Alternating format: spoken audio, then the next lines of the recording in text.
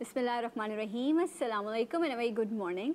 नई सुबह, नई उम्मीदें और बहुत सारे नए ख्वाबों के साथ जी उठा पाकिस्तान। मैं हूँ सना अमजद। कैसे हैं आप सब?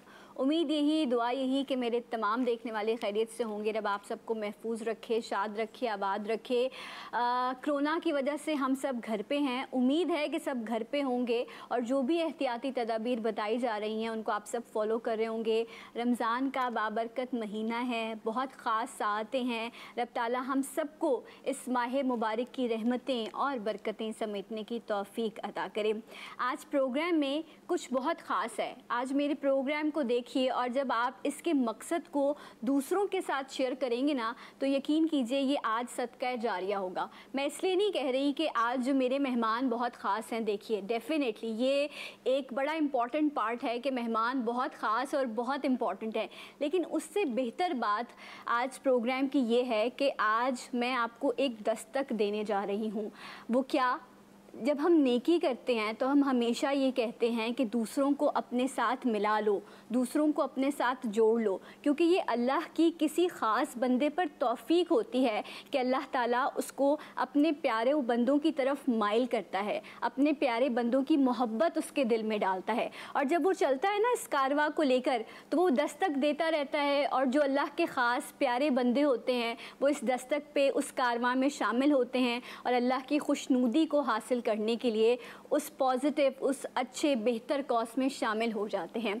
तो आज अपने इस प्लेटफॉर्म से एक दस्तक मैं भी आपको देने जा रही हूँ। मैं जानती हूँ हालात बहुत ख़राब हैं, बहुत सारे लोगों की नौकरियाँ जा चुकी हैं, शायद वसाइल बहुत कम हैं, मसाइल बहुत ज़्यादा हैं। हम जिस मुल्क में रहते हैं लोग बहुत ज़्यादा चैरिटी करते हैं, लेकिन आज जो लाखों दे रहे थे वो शायद हज़ारों पे आ गए हैं। लेकिन मेरा ईमान ये है कि जब आप रब से ताल्लुक़ जोड़ते हैं तो वो हज़ारों में भी बड़ी बरकत होती है। तो आज जो मेरे मेहमान मौजूद हैं ये सुपर स्टार्स हैं, ये हमारे लिविंग लेजेंड हैं। इन्होंने एक नेक काम सिर्फ अल्लाह की खुशनुदी के लिए शुरू किया है और आज ये इस प्लेटफॉर्म पे आए हैं आप लोगों से, मेरे देखने वालों से ये बात करने के लिए कि आइए इस पॉजिटिव, इस नेक कॉज में, इस दस्तक में इनका साथ दें ताकि हम भी अपनी दुनिया और आखिरत बेहतर कर सकें। एक ऐसी शख्सियत जिनके बारे में मैं अभी कह रही थी कि शायद मैं क्रिकेट की इतनी फ़ैन नहीं हूँ, लेकिन मैंने इनको सुना है। शाबा मुशी जब ये विकेट कीपर हुआ करते थे, कहते हुए एक ऐसे प्लेयर जो इंटरनेशनल प्लेयर हैं, मतलब लोग ख्वाहिश करते हैं कि इनसे मिल लें, इनसे एक बार हाथ मिला लें। मेरे साथ तो आज ये स्टूडियो में मौजूद हैं, तो मैं कितनी खुशनसीब हूँ। इसके साथ साथ इस वक्त एक बेहतरीन कोच की हैसियत से हमारी जो हम नेशनल टीम है उसको ये सपोर्ट कर रहे हैं। इसके साथ साथ PSL कोयटा, जो कोयटा ग्लेडिएटर है, उसके ये कोच रहे हैं। लास्ट ईयर वो विन भी किया था उन्होंने PSL, और बहुत बेहतरीन टीम है, बहुत अच्छे से अपनी टीम को लेकर ये चलते हैं। इसके साथ साथ इन्होंने एक एकेडमी भी कायम की है जिसके ज़रिए पाकिस्तान को बहुत अच्छे प्लेयर्स भी हासिल हो रहे हैं। और हम कैसे भूल सकते हैं कि 1992 का जो वर्ल्ड कप था उसके भी ये हीरो हैं। इसके साथ साथ फर्स्ट एशिया कप में इन्होंने कैप्टनसी की थी और उस वक्त भी थोड़ी सी तबीयत भी इनकी नासाज थी, लेकिन वो भी मैच हम जीत गए थे। तो बेशुमार रिकॉर्ड्स हैं इनके क्रेडिट पर, लेकिन इस फहरिस्त में जो अब सरे फहरिस्त चीज़ है वो ये चमकती है इनके नाम के साथ कि ये लोगों की मोहब्बत में आज आवाज़ लगा रहे हैं और इनकी हम आवाज़ होकर हमने इनके इस नेक कॉज को आगे बढ़ाना है।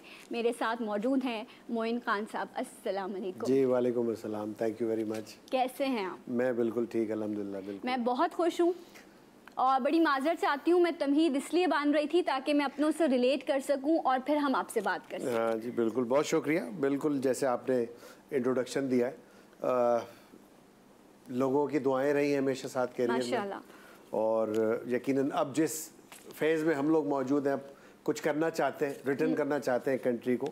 नो डाउट मेरी जो स्पेसिफिक फील्ड है वो क्रिकेट है।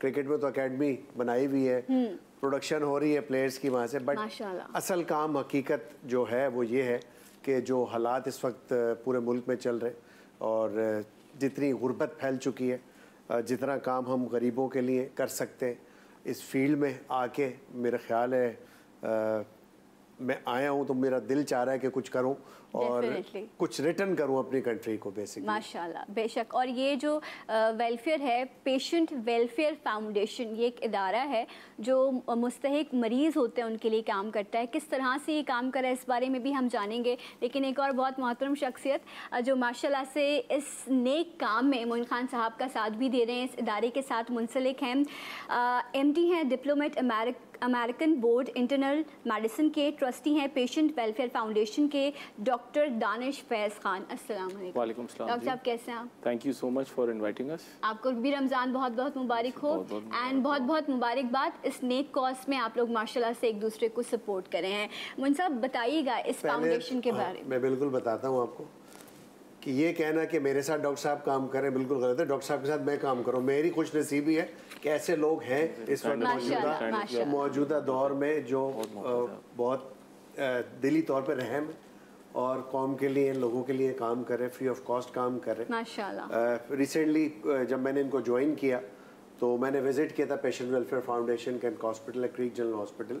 वहाँ पे जो फैसिलिटीज़ हैं और जहाँ मैंने उन मरीज़ों को देखा जो मुस्तहिक मरीज़ थे वाकई, और जिस तरह फ्री इलाज हो रहा है और बहुत रिस्पेक्टेड वे में हो रहा है। ये नहीं कि आपको अगर फ्री इलाज दे रहे हैं तो धुतकार के आपको इलाज कर रहे हो और आपको बहुत ज़्यादा वेट करना पड़ता हो, ऐसा नहीं है। अल्हम्दुलिल्लाह बड़ा अच्छा सिस्टम क्रिएट किया हुआ इन्होंने, और यही चीज़ मुझे इंस्पायर की बहुत कि इस मुल्क में, हमारे प्यारे मुल्क में जो है ऐसे रहम दिल, इतने बड़े दिल वाले लोग मौजूद हैं जो काम कर रहे हैं इस मुल्क के लिए। और जो मैं समझता हूँ कि ये वो हीरोज़ हैं जो अनसीन हीरोज़ होते हैं, जो कभी स्क्रीन पे नहीं आता। आज तो पहली दफ़ा ये मेरा ख्याल है स्क्रीन पे आ जाएं, तो मुझे खुशी हो रही है। अच्छा है, लोगों को इंस्पिरेशन मिलेगी, इनके साथ भी मुझे भी मिली है इंस्पिरेशन। और हकीकतन पेशेंट वेलफेयर फाउंडेशन जो जिस तरह काम कर रही है, जिस वे में काम कर रही है, रिस्पेक्टेड वे है, बड़ा साफ़ सुथरा माहौल है, बहुत हर चीज़ की फैसिलिटी है।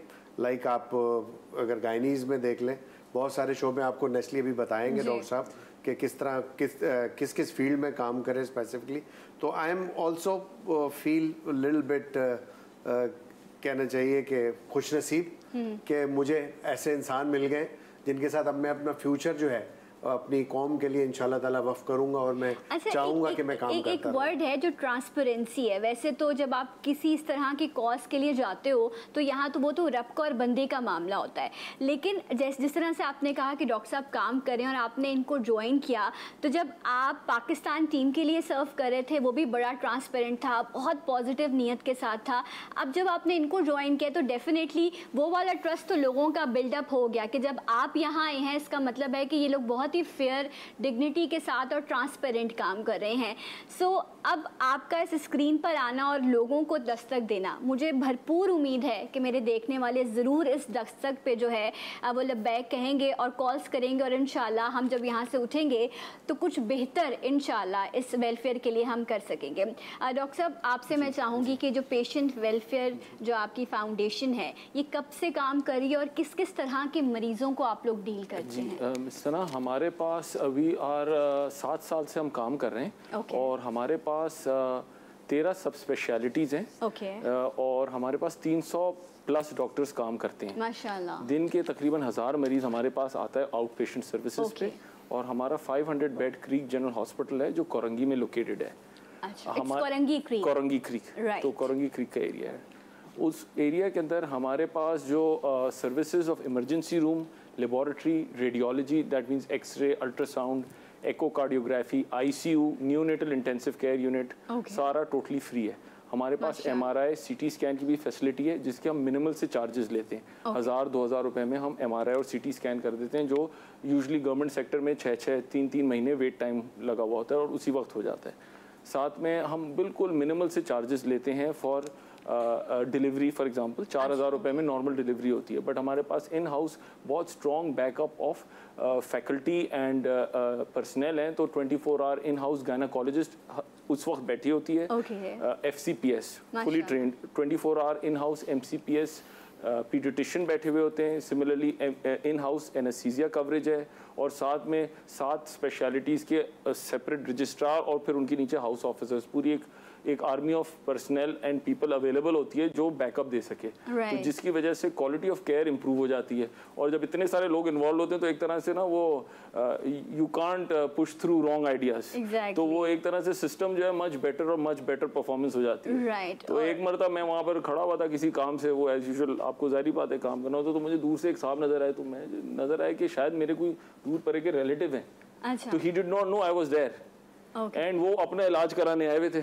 तो मुझे ये खुशी हुई कि बहुत मरतबा मेरा अपना स्टाफ भी जो है, अपना रिलेटिव नंबर 1 और अपना स्टाफ भी जो है वहीं पर ही अपनी ही सर्जरी कराना पसंद करता है या अपनी डिलीवरी कराना पसंद करता है। State of the art treatment आप लोग वहाँ पर ऑफर कर रहे हैं कि हर शख्स जो है वो इजीली। अच्छा, मैं एक और भी चीज़ चाहूँगी यहाँ पे क्लियर हो जाए, क्योंकि हमारे यहाँ पर अनप्रिविलेज से भी वो कहते हैं ना कि गुर्बत की लाइन से भी नीचे लोग रहते हैं। तो आज जब हम यहाँ पर लोगों से अतियात की, ज़कात की, मदद की अपील कर रहे हैं, तो बहुत सारे ऐसे लोग होते हैं जिनके लिए शायद कुछ रुपए देना भी मुश्किल होता है, तो ज़कात फंड के थ्रू उनका फ्री भी ट्रीटमेंट हमारे पास पूरा ज़कात और शरिया कंप्लायंस के लिए हमारे पास मुफ्ती साहब और आलिम बैठे हैं।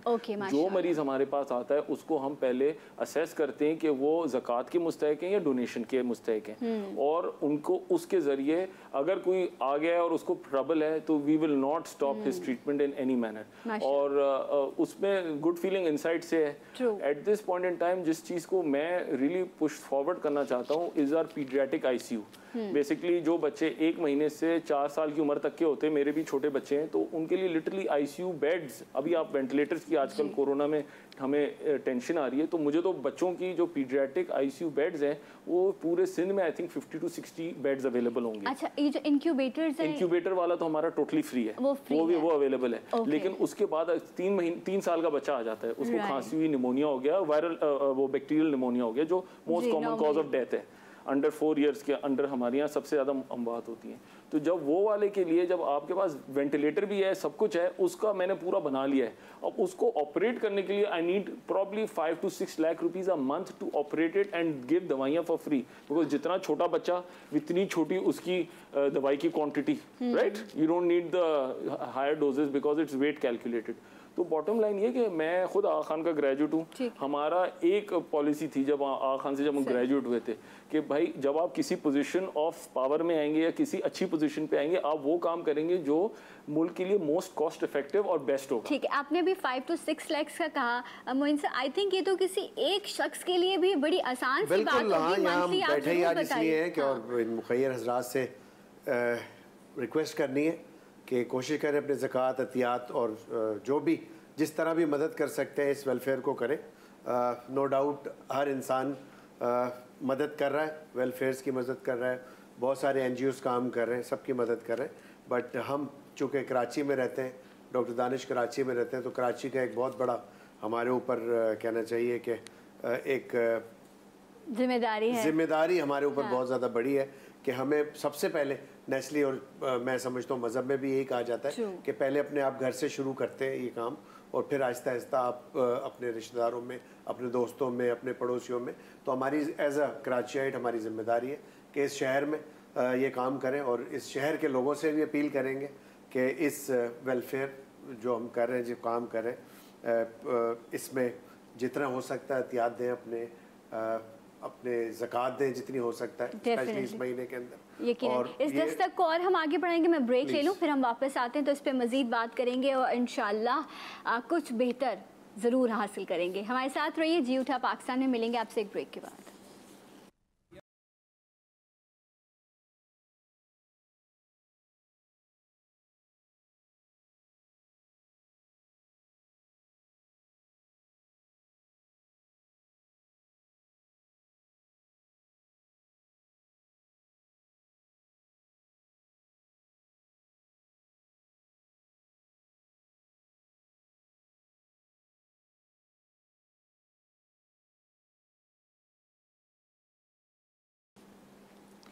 जी नाज़रीन, एक बार फिर से आप सबको प्रोग्राम में खुशामदीद कहते हैं। एक दस्तक आज जी उठा पाकिस्तान के इस प्लेटफॉर्म के ज़रिए कि 1 साल का निसाब हम बनाते हैं और हर रमज़ान हम अपनी ज़कात निकालते हैं, हम अपने अतियात देते हैं उन मुस्तहिकीन को। ये मेरा और आपका बनाया हुआ निज़ाम नहीं है, ये कुदरत का बनाया हुआ निज़ाम है, ये शरीयत का बनाया हुआ निज़ाम है जिससे हम फॉलो करते हैं।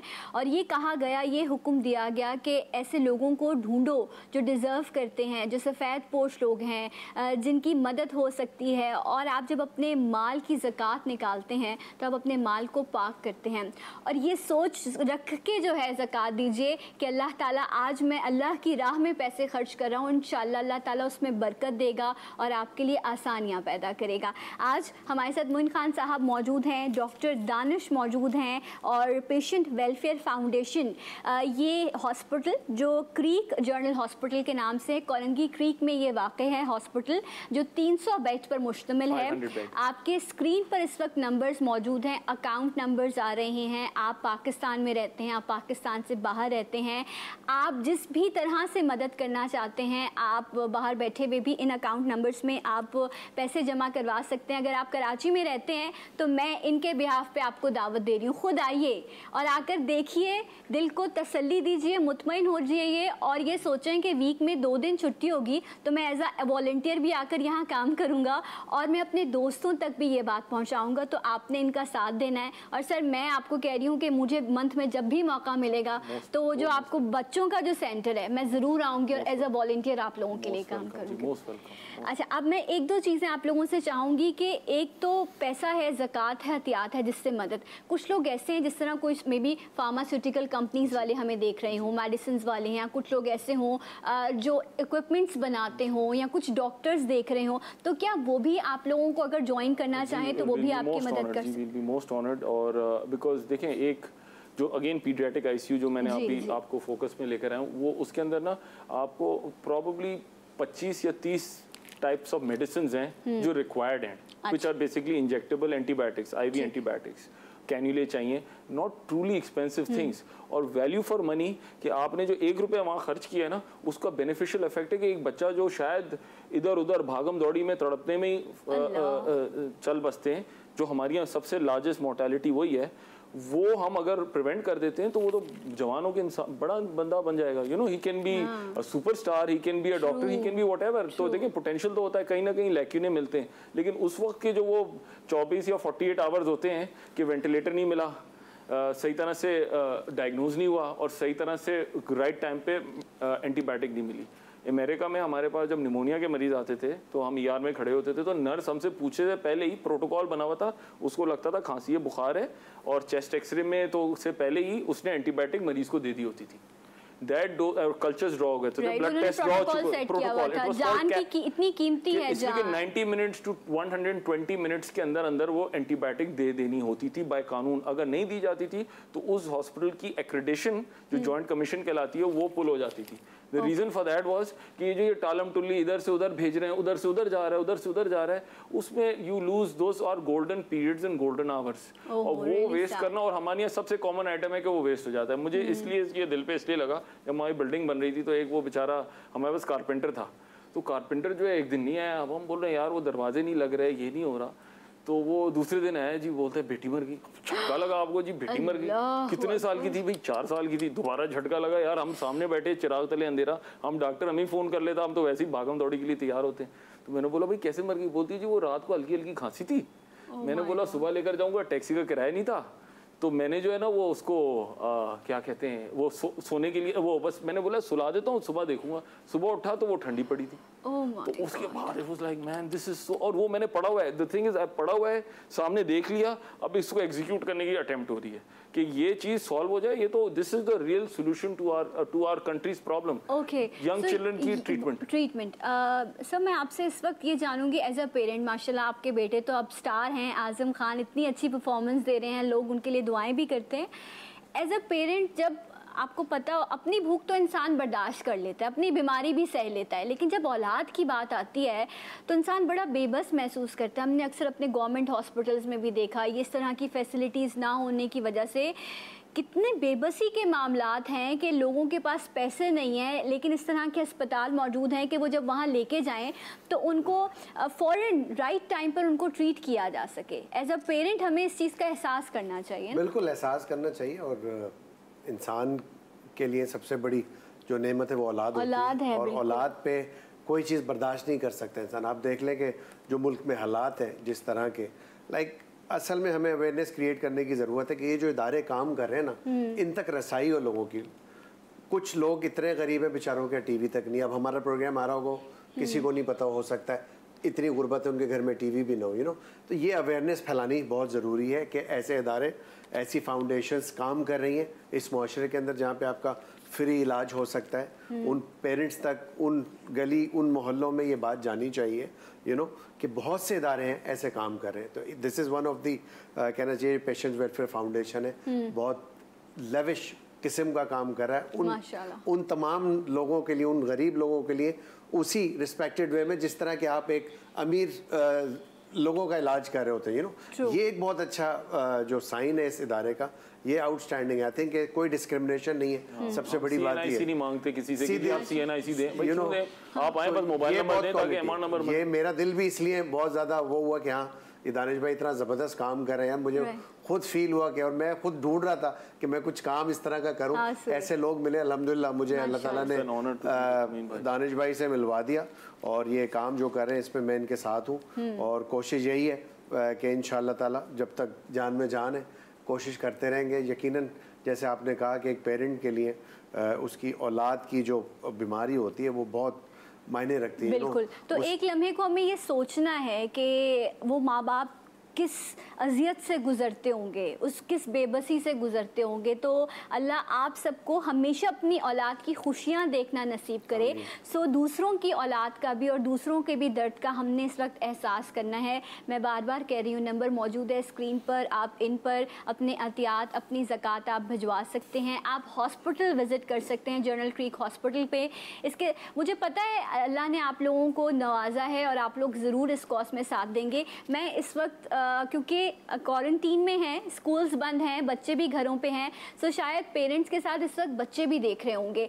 सो माएँ और जो बच्चे इस वक्त देख रहे हैं, हमें अब बहुत पॉकेट मनी मिलती है ना, अगर हम उसमें से थोड़ा सा ये सोचें कि हमने दूसरों की मदद करनी है, अगर इस एज से हम ये जज्बा अपने बच्चों के अंदर पेरेंट्स डेवलप करें, तो वो चाहे आपके 1000 रुपये हैं, आप एक बर्गर ऑर्डर करते हो ना, वो शायद एक टाइम का पिज्ज़ा आप मंगवाते हो रात में, आजकल शहरी में लोग जाग रहे होते हैं, 4-5 हज़ार रुपये आप ऑर्डर कर देते हो, शायद किसी के एक घर का पूरा राशन आ जाता है इतने पैसों में। सो इसलिए हमें अपनी लग्जरीज़ को कम करना है और अपनी नेसेसिटीज़ को भी बहुत कंट्रोल करना है, क्योंकि इस वक्त नेशन को हमारी ज़रूरत है, लोगों को हमारी मदद की ज़रूरत है। मोहसिन सर, ऐसा ही कुछ सूरत हाल है इस वक्त, हमें थोड़ा सा ज़रूरियात पे आना पड़ेगा। आपने बड़ा अच्छा बयान किया है कि हमें अपनी जो नेसेसिटीज़ है उनको देखना चाहिए, रादर देन कि हम अपनी ऐसी जो लेविश किस्म की हमारी रिक्वायरमेंट्स होती है ना, कि रात को जैसे आपने कहा पिज़्ज़ा मंगवा लिया, तो आई थिंक एक दिन का पिज़्ज़ा अगर कोई स्पेयर करता है, तो जैसे आपने कहा कि वाकई एक आम घर का राशन आ जाता है पूरे महीने का, तो हमें एज अ नेशन मेरा ख्याल है ये जिम्मेदारी निभानी चाहिए, निभानी पड़ेगी। स्पेशली ये अवेयरनेस क्रिएट करनी पड़ेगी, जिस तरह आपने कहा अपने बच्चों के अंदर, ताकि उनके दिल में भी रहम पैदा हो उन लोगों के लिए। और अपने आप को इंसान जब देखता है तो बहुत से लाखों करोड़ों लोगों से अल्हम्दुलिल्लाह हम लोग अच्छे हैं, अल्लाह ताला ने हमें देने वाला बनाया है, कुछ करने वाला बनाया है। तो हमारी जितनी कोशिश होगी उतना ही ज़्यादा हम कोशिश करें। हमारी दस्तक पे एक कॉल आ चुकी है, सो कॉलर शामिल करते हैं। अस्सलाम वालेकुम जी, कौन है हमारे साथ? जी, अमजद हुसैन बात कर रहा हूँ। जी अमजद साहब, कहाँ से कॉल कर रहे हैं? मैं कराची से कॉल कर रहा हूँ, ये लाइव शो देख रहा था मैं आपका। जी जी, बहुत बहुत शुक्रिया। क्या कहना चाहेंगे? साहब और उमैन साहब तो बहुत हमारे घर में से स्टार रह चुके हैं, अभी भी हैं, अल्लाह ज़िंदगी देने को, और बहुत अच्छा काम कर रहे हैं जी माशाल्लाह। तो मुझे डोनेशन वगैरह देनी थी यहाँ पे, तो उसका प्रोसेस क्या है, किस तरह दी जाएगी? जी डॉक्टर साहब, वैसे आप कराची में मौजूद हैं, आप पर्सनली विजिट भी कर सकते हैं, अकाउंट नंबर्स भी हैं। डॉक्टर साहब, आप कुछ कहना चाहेंगे? जी बस हमारी वेबसाइट है www.pwfpakistan.org, उसके ऊपर डोनेट का ऑप्शन है, उधर बैंक अकाउंट डिटेल्स और सारी चीज़ें आ रही हैं, आपकी स्क्रीन पे भी आई एम श्योर आ रही होंगी, या आप हमारे नंबर पे भी कॉल कर सकते हैं, उधर से आपको इफ़ यू वांट टू आपको आपके पास आके पिकअप भी हो सकता है जी, चेक अगर आप देना चाहें तो। शुक्रिया डॉक्टर साहब। अमजद साहब बहुत बहुत शुक्रिया, अल्लाह ताला आपको जज़ाए खैर दे, आपके माल में, थैंक यू आपके माल में और बरकत दे। नंबर पे ये www.pwfpakistan.org ये वेबसाइट है, आप इस पर भी सारी डिटेल्स आपको मिल सकती हैं। नंबर है, एक मोबाइल नंबर है, मैं मेंशन कर देती हूँ, इट्स 0321 2220560 0321 2220560 ये नंबर है। इस पर आप कॉल करेंगे तो आपको जो है कोई शख्स आपके घर से आकर आप चेक देना चाहें, कैश देना चाहें, वो रिसीव कर सकते हैं। ये तमाम नंबर्स, बैंक अकाउंट्स, तमाम तर डिटेल्स जो है अब वो स्क्रीन पर भी मौजूद हैं। और मैं सलाम पेश करती हूँ अपने ओवरसीज़ पाकिस्तानियों को। वो रहते वहाँ हैं लेकिन उनका दिल जो है ना वो पाकिस्तानियों के साथ धड़कता है। वो इस मट्टी से इतनी मोहब्बत करते हैं, इसकी खुशबू के लिए तरसते हैं। तो सर मैं आपसे, यहाँ पाकिस्तानी एक तरफ और ओवरसीज पाकिस्तानी एक तरफ, उनका पलड़ा हमेशा भारी रहता है। तो मैं चाहूँगी इस वक्त आप उनसे मुखातिब हो और उनसे आप क्या कहना चाहें? बिल्कुल जी, हमेशा ओवरसीज पाकिस्तानीज़ ने पाकिस्तान का बहुत साथ दिया है और ये जज्बा हमेशा रहना भी चाहिए, बिकॉज के यहाँ से जो भी लोग माइग्रेट करके गए वो उनके दिलों में अपने मुल्क की मोहब्बत तो है हमेशा, और ये जज्बा और ये मोहब्बत का इजहार वो इन्हीं चीज़ों से, लाइक टू पे बैक योर कंट्री, टू पे बैक दी एक्चुअली जो नीडफुल लोग हैं, उनको ज़रूरत है, उनको कर सकते हैं। मेरा ख्याल है जितना आप डोनेट करेंगे जाहिर सी बात है वो इस कौम के काम आएगा, आपके आगे जनरेशन्स के काम आएगा। और ये जैसे सना ने फरमाया था कि ये एक सदका जारिया भी है, तो मेरा ख्याल है कि हेल्थ सेक्टर में अभी बहुत काम होना बाकी है। स्पेशली हम इसलिए हेल्थ सेक्टर को ज्वाइन किया है कि यहाँ पे लोगों को अवेयरनेस ही नहीं है, लोगों को पता ही नहीं चलता इदारे काम कर रहे हैं, फ्री इदारे काम कर रहे हैं सो आपके एहतियात से, आपकी ज़कात से ये इदारा और मुस्तहकम होगा। तो मेरी बड़ी मुद्दबाना गुजारिश है कि आप लोग कोशिश करें, जो आपके स्क्रीन्स पे नंबर्स आ रहे हैं इस अकाउंट नंबर्स में जितना हो सकता है, मैं ये नहीं कहूँगा कि आप बहुत ज़्यादा दें, बट थोड़ा दें, हमेशा दें, और अपने प्यारों को, अपने जानने वालों को, अपने रिलेटिव्स को भी बताएं इस फाउंडेशन के बारे में कि एक बहुत अच्छा काम पाकिस्तान में हो रहा है हेल्थ सेक्टर में स्पेशली और ज़रूरत भी है इस वक्त पाकिस्तान में। जिस तरह डॉक्टर साहब ने बताया है कि जिन शोबों में काम कर रहे हैं बहुत ज़्यादा ज़रूरत है हमें एहतियात की आपके। सो प्लीज़ अपने एहतियात, अपनी ज़कात इस फंड में ज़रूर जमा करवाइए, मेरी आप लोगों से गुजारिश है।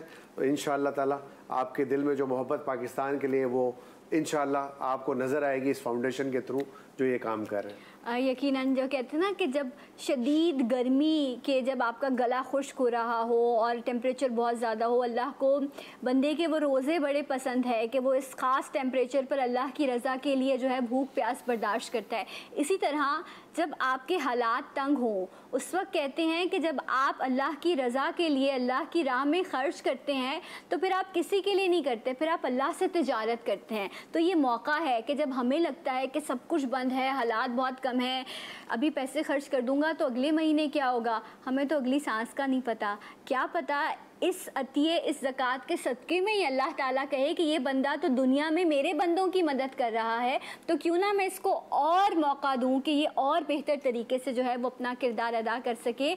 सो इसलिए हमें साथ देना है, हमें सपोर्ट करना है। ईद पे 3 जोड़े नहीं बनाने, एक जोड़ा बना लें, बाकी 2 जोड़े जो है, शायद लगेगा मैं बड़ी सतही बात कर रही हूँ डॉक्टर साहब, लेकिन मुझे ऐसा लगता है कि बिल्कुल ठीक कहते हैं कि एक एक कतरा मिलता है, लोगों के हज़ारों रुपए लाखों बनेंगे और लोगों के लाखों जो है वो इंशाल्लाह करोड़ों में तब्दील हो जाएंगे। हमें इसी तरह से अपने एक दूसरे का साथ देना है। जी, एंड यू मस्ट रियलाइज़ कि ये जो मैं आपको जो पीडियाट्रिक आईसीयू के बारे में बता रहा हूँ, this is most cost effective चीज़। आपका फ्यूचर ही ये बच्चे हैं। एंड यू नो मैं दूसरी डिजीज़ के बारे में इतना फोकस करने में इसलिए नहीं होता कि even though I am an adult doctor, लेकिन I am really sorry to cut you, क्योंकि मैं चाहती हूँ कॉलर शामिल हो जाए। सो कॉलर शामिल करते हैं। अस्सलाम वालेकुम। हेलो। अस्सलाम वालेकुम। वालेकुम अस्सलाम जी, कौन है हमारे साथ? जावेद बात कर रहा हूँ मैं यूएई से, शारजा से। जी वाह वाह, शारजा और फिर जावेद साहब, क्या बात है, दोनों चीजें बड़ी मैच करती हैं। क्या कहना चाहेंगे जावेद साहब? मैं जी जनाब अभी आपका शो देख रहा था। हाँ। और माशाल्लाह आपका शो अक्सर मैं देखता हूँ, आप बहुत अच्छा शो करती हैं। बहुत बहुत शुक्रिया। और ख़ास तौर पे जो आज जो सबसे पहले तो मोइन खान भाई को मेरा सलाम। अस्सलाम वालेकुम सर। जी वालेकुम सलाम जावेद साहब। सर मैं एक सबसे पहले तो ये बताऊं कि 92 में के वर्ल्ड कप में जो आपकी परफॉर्मेंस थी और जो आपका काम था, आज तक जब मैं आपको देखता हूँ मुझे 92 का गाना याद आया जब हम चैंपियन थे। जी जी सर, आपको सेमीफाइनल का छक्का याद है जावेद साहब मेरा? मुझे सर 92 आपको जब देखता हूँ 92 का वर्ल्ड कप घूम जाता है और उसके बाद बस क्या बोलूँ मैं। बस अब आप मेरी बात सुने ना, अब आपके पास मौका है, आज आप छक्का मार दे। मैं ये छक्का इसलिए माना क्योंकि जो डॉक्टर साहब बैठे हुए, जी जी, मैंने कभी इनको देखा भी नहीं, आज आपके साथ बैठे हुए देखा तो, और जिस तरह से ये दारा मुझे समझ में आया काम कर रहा है इसमें, और फिर मैंने हाथ के हाथ की वेबसाइट भी जो है एकदम से लॉग इन कर दी जो आप बता उसके बारे में। तो जनाब छक्का तो मैंने छक्का ही मारना है और इसलिए क्योंकि ये यहाँ भी लॉकडाउन की कोरोना जैसी सूरत हाल यहाँ भी हमारे पास है, पाकिस्तान में मेरी फैमिली है वो भी है, तो मैंने अपने घर भी फ़ोन किया और उनके और अपने जितने भी डोनेशन मेरे बन रहे हैं, जिसकी मैं कोई अमाउंट ऑन एयर बताना नहीं चाहूँगा। बहुत अच्छी बात है, कोई बात नहीं, इतना मुझे बता दें कि इसको किस तरह से मैं ये अमानत जो इतनी अच्छी पेशेंट वेलफेयर फाउंडेशन वाले और ये लोग काम कर रहे हैं उन तक पहुंचा ताकि मुस्तहक लोगों तक पहुंच सके। आप स्क्रीन पे बता दीजिए। जी जावेद साहब, आप यूएई में मौजूद हैं, अकाउंट नंबर्स मौजूद हैं, आप इजीली इन अकाउंट्स के नंबर ऑनलाइन भी आप ट्रांसफ़र कर सकते हैं। इसके साथ साथ अगर पाकिस्तान में मौजूद हैं तो यहाँ पर भी ये फैसिलिटी मौजूद है, नंबर्स हैं, इन नंबर्स पे कॉल कर देंगे तो कोई शख्स आकर आपके घर से जो है वो चेक या अमाउंट रिसीव कर सकते हैं। अदरवाइज ऑनलाइन सिस्टम जो है दैट इज़ मोर कन्वीनियंट अगर आप उस जरिए से चाहें। अच्छा देखिए, मेरी जो फैमिली है वो यहीं पे है, ठीक है, और मेरे बड़े बेटे हैं वो भी अपना बिजनेस माशाल्लाह कर रहे हैं सारा, तो अगर वो वहाँ पे आके किसी बैंक में ब्रांच में भी जमा कराना चाहें तो वहाँ से भी हो सकता है। जी बिल्कुल, अकाउंट नंबर्स मौजूद हैं। मीज़ान बैंक का ये अकाउंट नंबर है जो इस वक्त स्क्रीन पर मौजूद है, इसमें जाकर जो है बहादुराबाद ब्रांच कराची मीज़ान बैंक, यहाँ पर जाकर ये जो अकाउंट नंबर इस वक्त स्क्रीन पर है मीज़ान बैंक के, इसमें जाकर वो अपना जो है जो भी डोनेशंस हैं वो जमा करवा सकते हैं। बहुत बहुत शुक्रिया। बहुत शुक्रिया जी, बहुत शुक्रिया। हमने ओवरसीज़ पाकिस्तानियों को याद किया था और वो हाजिर हो गए। डॉक्टर साहब आप अपनी बात कर रहे थे वो बच्चों के हवाले से। आपका मोस्ट कॉस्ट इफेक्टिव जो चीज़ है वो पीडियाट्रिक आईसीयू है। मैं एडल्ट डॉक्टर हूँ तो आपको ये एडवांटेज हो जाता है कि जी आपका फ्यूचर ही बच्चे हैं और उनके ऊपर अगर आप एक अच्छे तरीके से वर्किंग कर दें तो दैट्स आवर फ्यूचर। एंड आप नोटिस करेंगे दूसरी भी इदारे जो हैं जो एजुकेशन सेक्टर में भी वर्क कर रहे हैं वो अंडर प्रिविलेज बच्चों की तरफ वर्क ही कर रहे होते हैं। वो हमारा एक तरह से सरमाया है और वही हमारा यूथ है जो आपका फ्यूचर बनेगा इस मुल्क का। और उनके लिए हेल्थ केयर जो होती है वो हमारे कल्चर में बिकॉज बहुत सारे लोगों के बच्चे होते हैं, 5-6 बच्चे हो जाते हैं तो कभी कभार ओवरलुक हो जाता है छोटा बच्चा, और जब वो ओवरलुक हो जाता है तो वो एक गोल्डन पीरियड में मिस हो जाती है अपॉर्चुनिटी। तो इसीलिए सिर्फ 50 से 60 आईसीयू बेड्स हैं पीडियाट्रिक पूरे सिंध में। उसके अंदर अगर आप एक एडिशन ऑफ 15-20 बेड्स फर्दर कर देते हैं और देन फ्यूचर में और फर्दर तो ये मोस्ट ज़रूरतमंद लोगों के पास पहुंचेगी। इंशाल्लाह ज़रूर होगा ऐसा, कदम बढ़ाएं और ज़िंदगी बचाएं। एक ब्रेक मिलेंगे आपसे, ब्रेक के बाद इंशाल्लाह जी उठा पाकिस्तान।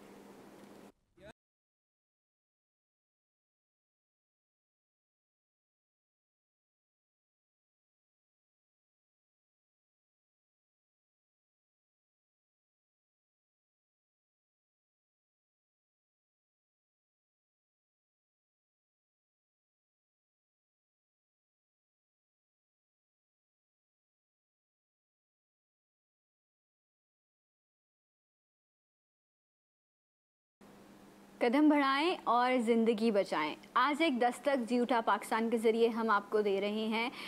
पेशेंट वेलफेयर फाउंडेशन एक ऐसा हॉस्पिटल है जो लोगों की मदद कर रहा है इलाज के ज़रिए। आप अपने ज़कात से, अपनी खैरात से, अपने अतियात से आपने इन लोगों का साथ देना है। नंबर्स स्क्रीन पर मौजूद हैं, आप पाकिस्तान में मौजूद हैं, पाकिस्तान से बाहर हैं, आप इन अकाउंट्स में ऑनलाइन ट्रांसफ़र कर सकते हैं। एक और भी चीज़ मैं यहाँ ज़रूर कहना चाहूँगी, सिर्फ एक बार दे के आपकी ज़िम्मेदारी ख़त्म नहीं होने वाली, क्योंकि ये सिलसिला चल रहा है, ये कारवां आगे बढ़ रहा है और इंशाल्लाह रमज़ान के बाद भी आप लोगों ने इन लोगों का साथ इसी तरह से देते रहना है। डॉक्टर साहब भी मौजूद हैं, मोहसिन खान साहब भी हमारे साथ मौजूद हैं। मोहसिन सर, एक बात मैं आपसे जानना चाहूँगी कि अक्सर हमारे पास भी कॉल्स आती हैं और लोग ये कहते हैं कि हमारे वालिदैन चले गए इस दुनिया से, हम शायद नाराज़ चले गए या हम उन्हें मना नहीं सकते, अब हम चाहते हैं कि हम उनके लिए कोई सदका जारिया कर सकें, कोई ऐसा काम करें जो ऑन गोइंग रहे और हमारी वजह से हमारे पेरेंट्स को उसका सवाब जाता रहे। तो I think this is the high time and this is the right time to do this and this is the right platform, I think opportunity for them. जिस तरह डॉक्टर साहब ने अभी बेड्स की बात की है, तो एक बेड आप डोनेट कर सकते हैं हॉस्पिटल के अंदर, यू नो।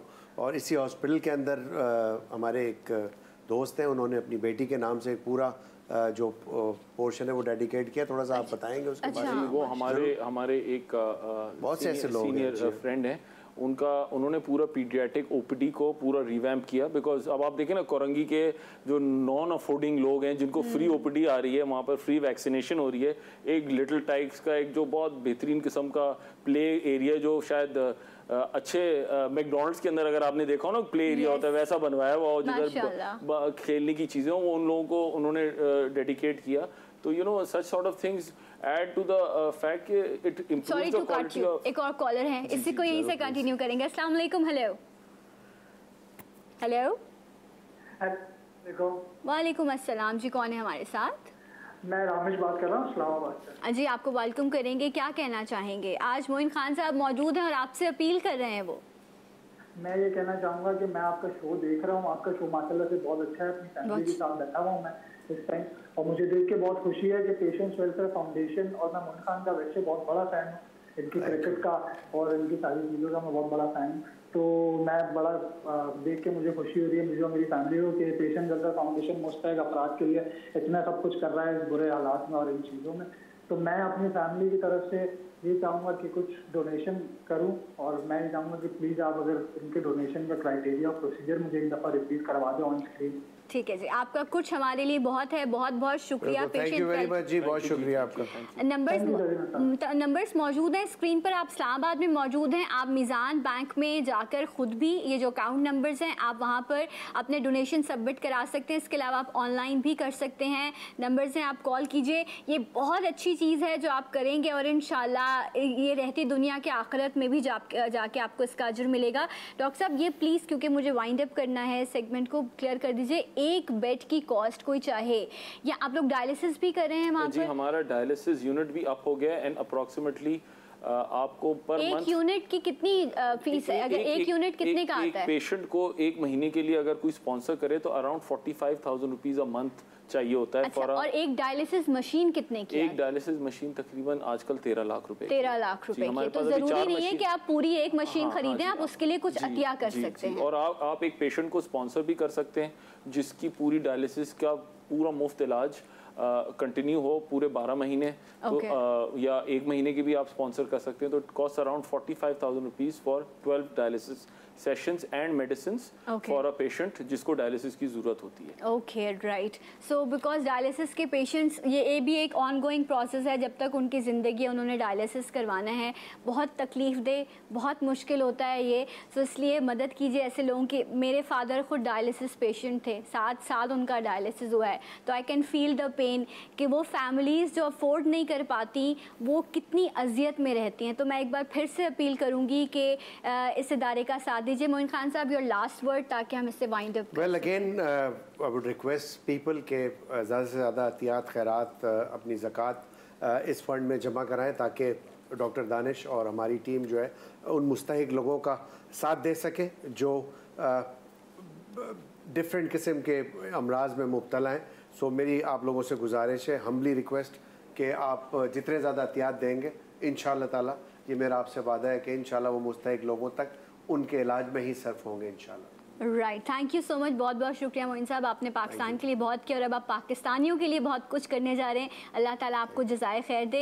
एंड डॉक्टर साहब, आप और दुनिया में बसने वाला हर डॉक्टर इस वक्त जिस तरह से काम कर रहा है, you are our real heroes, और अल्लाह ताला आपको इसी तरह सलामत रखे, आप लोग काम करते रहें। और मैं इस वक्त अल्लाह के हुज़ूर ये दुआ करूँगी कि जितने भी जुमले हमने यहाँ अदा किए खालिस नीयत के साथ, अल्लाह ताला हमारी नीयतें कबूल करे, इन लोगों की मेहनतें बातें कबूल करे और इन लफ्ज़ों में वो तासीर दे कि ये बातें आप लोगों के दिलों तक पहुँचें और आप लोग यहाँ पर इन लोगों की सदा पर लब्बैक कहें। ये मेरी ख्वाहिश है। अगर ऐसा हुआ तो मुझे लगेगा कि मेरी ये मेहनत कबूल हो गई। अपना बहुत ख्याल रखिएगा। मेरे मेहमानों का शुक्रिया। इंशाअल्लाह एक ब्रेक के बाद आपसे मुलाकात करेंगे। तब तक के लिए अल्लाह हाफ़िज़।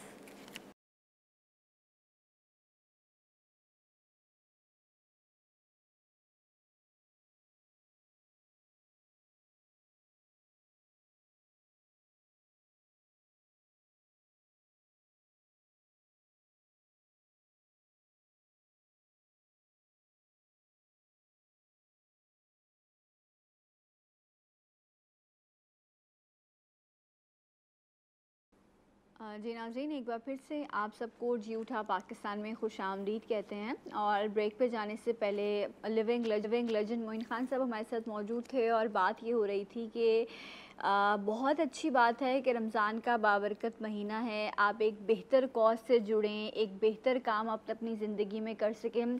और it's not only about Ramzan कि अगर आप कुछ बेहतर करते हैं तो उसका आपको 70 गुना मिलेगा। डेफ़िनेटली ये तो रब की तरफ से वादा है, लेकिन ये एक ऐसा अमल है, ये एक ऐसी नियत है जिसका बदला ना सिर्फ दुनिया में बल्कि आखिरत में भी ये आपको चलता रहता है। ये सदका जारिया है, ये ना रुकने वाला प्रोसेस है, ये ऑन गोइंग चीज़ है जो इंशाल्लाह जब आप इसका बीज बोते हैं तो ये फिर आपके लिए, आपके घर वालों के लिए, आपकी ज़िंदगी के लिए एक भलाई का सबब बनता है।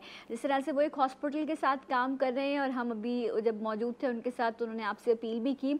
इसी तरह इस वक्त कोरोना की वजह से जो दुनिया भर में लॉकडाउन की सिचुएशन है, जो तरक्की याफ्ता ममालिक हैं वो तक परेशान हैं, तो हमारा शुमार तो तरक्की पजीर ममालिक में होता है।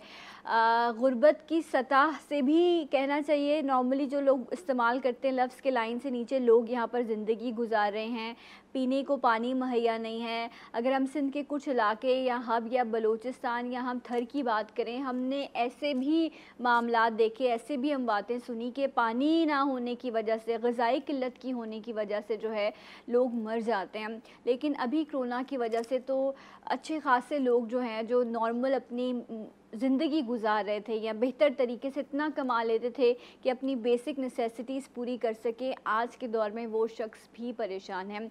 लेकिन अल्लाह ताला इस रमज़ान की बरकत से इस पूरी दुनिया से इस वबा का ख़ात्मा करे और लोगों को जो है वो तौफ़ीक दे कि वो एक दूसरे की मदद कर सकें। इसी तरह आज जो मेरे साथ इस वक्त कुछ और लोग मौजूद हैं, माशाल्लाह से अल्लाह ताला ने इनको तौफ़ीक दी है, ये लोगों की मदद कर रहे हैं। सिंध और बलूचिस्तान के जो पसमानदा इलाके हैं वहाँ ये इदारा जाकर काम कर रहा है, लोगों की मदद कर रहा है, लोगों को ये राशन फराहम करते हैं। इसके साथ साथ और क्या क्या ज़िम्मेदारियाँ हैं जो इन्होंने, जिनका बेड़ा उठाया और इनकी फाउंडेशन उनके लिए काम कर रही है। सालाल भूटानी फाउंडेशन है और मेरे साथ सलाल भूटानी फाउंडेशन के चेयरमैन मौजूद हैं, वहीद सिकंदर। अस्सलाम वालेकुम, आपको खुशामदीद कहेंगे। इसके साथ साथ सलाल भूटानी फाउंडेशन के जनरल सेक्रेटरी हमारे साथ हैं फ़याज़ पालारी। अस्सलाम वालेकुम, बहुत बहुत शुक्रिया आप दोनों का कि आप लोग जी उठा पाकिस्तान में आए। फ़याज़ साहब, आपसे जानना चाहूँगी कि ये जो आपकी फ़ाउंडेशन है, कितने अरसे पहले इसका क़याम हुआ और अब आप लोग क्या काम कर रहे हैं लोगों के लिए? पहले तो बहुत शुक्रिया आपके GTV ने हमें प्लेटफॉर्म फ्राहम किया। देखिए, हमारी जो सलाल भूटानी फाउंडेशन का जो वजूद आया वो 2016 में इसका वजूद में आया और इसको सिंध और बलूचिस्तान के जो बॉर्डर का जो डिस्ट्रिक्ट है बलूचिस्तान में, वहाँ से हमने सलाल भूटानी फाउंडेशन के प्लेटफॉर्म से काम शुरू किया। वहाँ पर जो बेसिक हेल्थ यूनिट थे आरी पीर में, उनको वहाँ पर फाल बनाया। फिर जब वो डेंगू वायरस की जब एक वबा फैली थी, अच्छा, तो वहाँ उस इलाके में समझ लें वो एक जो कुछ एरियाज़ होते हैं वो होते हैं अनसीन। यहाँ पर कुछ ऐसे एरियाज जो अनहेयर्ड, जो मतलब सुनने में भी नहीं आए थे, तो उन एरियाज़ में जब ये डेंगू वायरस फैला तो वहाँ पर हमारी फाउंडेशन ने वहाँ पर उसको फाल किया। उसको यहाँ पर जो इंतज़ामी मशीनरी थी तो उनको वहाँ पर जो अच्छा, ये जिन इलाकों का आप जिक्र करें वहाँ पर तो एसएच इंटरनेट या मीडिया सर्विसेज भी इतनी ज़्यादा अवेलेबल नहीं है, तो लोगों को नो हाउ भी नहीं होती कि सब कुछ क्या हो रहा है। एग्जैक्टली वहाँ पर जो अभी वहाँ पर जो मोबाइल नेटवर्क और दूसरी जो एक्सेस वो वहाँ पर मैसर ही नहीं है।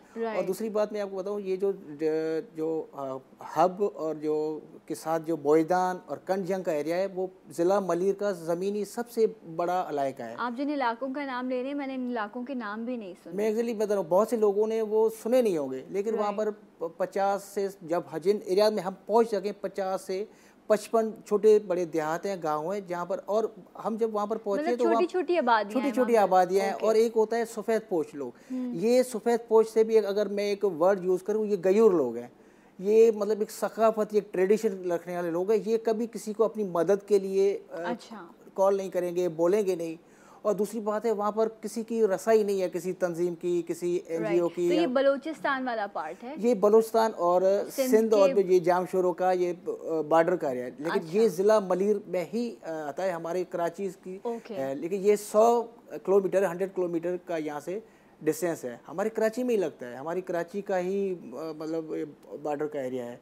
लेकिन वो अनसीन अनहेयर्ड एरिया है डेफिनेटली। अच्छा, कराची में ऐसे बहुत सारे इलाके, अगर आप वो इब्राहिम हैदरी और ये इस तरह की तरफ चले जाएं तो वो भी कराची का हिस्सा है, लेकिन वो भी इस तरह के कि वहाँ पर लोग बिल्कुल जो है निगलेक्ट हो जाते हैं, या NGOs हैं इस तरह की जो वहाँ जाके काम करती हैं। मैं वही सब आपसे भी जानना चाहूँगी कि जिस तरह अभी आप लोगों ने जिक्र किया, बहुत अच्छी बात है, जहाँ तक लोगों की रसाई मुमकिन नहीं है वहाँ तक आप लोग पहुँच रहे हैं और वहाँ लोगों की आप मदद करें।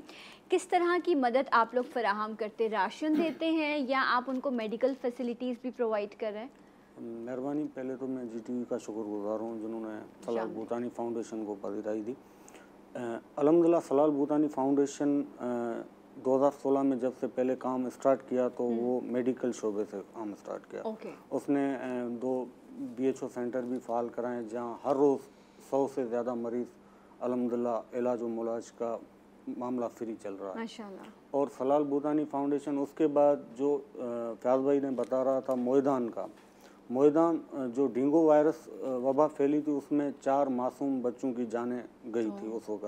उस वक़्त ऐसा माहौल बना था, एक गोठ जो खान मोहम्मद खासकली गोठ था उसमें मेरे ख्याल में तो 25 से ज़्यादा मरीज़ थे। अच्छा, वहाँ न एम्बुलेंस अवेलेबल, वहाँ न कोई डॉक्टर, वहाँ न कोई कैंप, न कोई।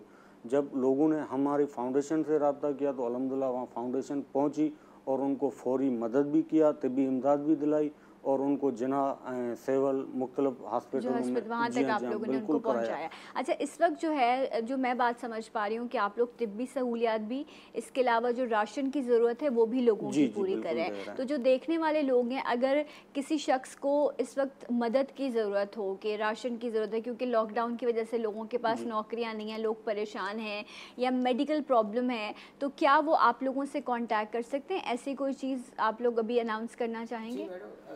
हम अभी तक जो लॉकडाउन की सूरत हाल के बाद इन डिफरेंट एरियाज़ में गड्डा, बिन कासिम, काठोड़ और ये जो मोईदान का, जब हम 15,000 से ज़ायद ख़ानदानों को या घरों को हम राशन बैग तकसीम कर चुके हैं।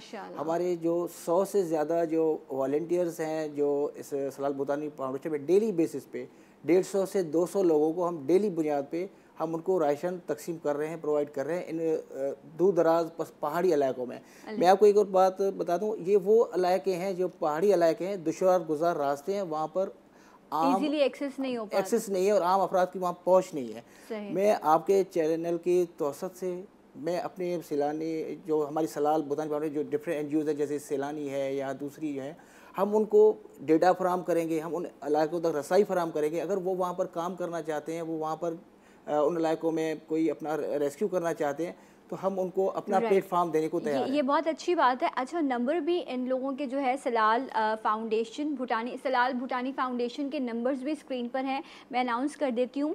0333 2335738। I repeat, it's 0333 2335738। किसी भी शख्स को अगर ख़ानदान को आपको लगता है कि राशन की ज़रूरत है, अगर आप सही हकदार हैं तो आप इस नंबर पर कांटेक्ट कर सकते हैं।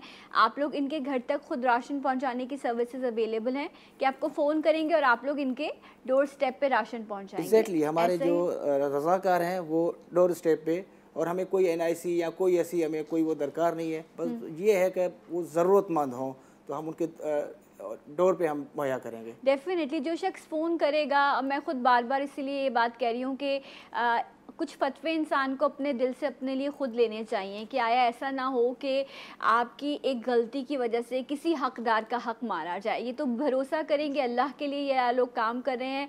मैं आप लोगों के लिए दुआ करूँगी कि अल्लाह ताला आप लोगों को जज़ाए खैर दे। और जिस तरह भी आप लोगों ने कहा कि डिफरेंट NGOs है, डेफिनेटली सब लोग मुल्क के लिए काम कर रहे हैं, आप लोगों को मिलजुल के काम करना चाहिए। लेकिन इस वक्त गवर्नमेंट बहुत बार बार इस बात की आवाज़ उठा रही है कि डाटा नहीं है हमारे पास लोगों का, तो आप लोग सिंध हुकूमत से मिल सकते हैं कि आप लोगों के पास डाटा मौजूद है, जो रिलीफ फंड इतना जारी किया गया है राशन के लिए, लोगों की मदद के लिए, तो वो आप लोगों को सपोर्ट करें जो आप लोगों के जरिए ऐसे इलाकों तक राशन पहुंचाएं। संघ गवर्नमेंट ने जो हमसे डेटा मांगी थी मैदान की, वो मैंने पूरी डेटा अप्रूव कराई। अच्छा, ठीक है। असिस्टेंट कमिश्नर है हमारे गडाब के, उन्होंने मुझे बिठा के पूरी डेटा ले ली, मैंने अलहमदुलिल्लाह वो डेटा फराहम की सिंध गवर्नमेंट को। ठीक, तो इसके अलावा मैं बताता चलूँ ना, जो मीडिया ने हाईलाइट किया है ना थर को, थर एक सिंध का हिस्सा है, मैं मानता हूँ।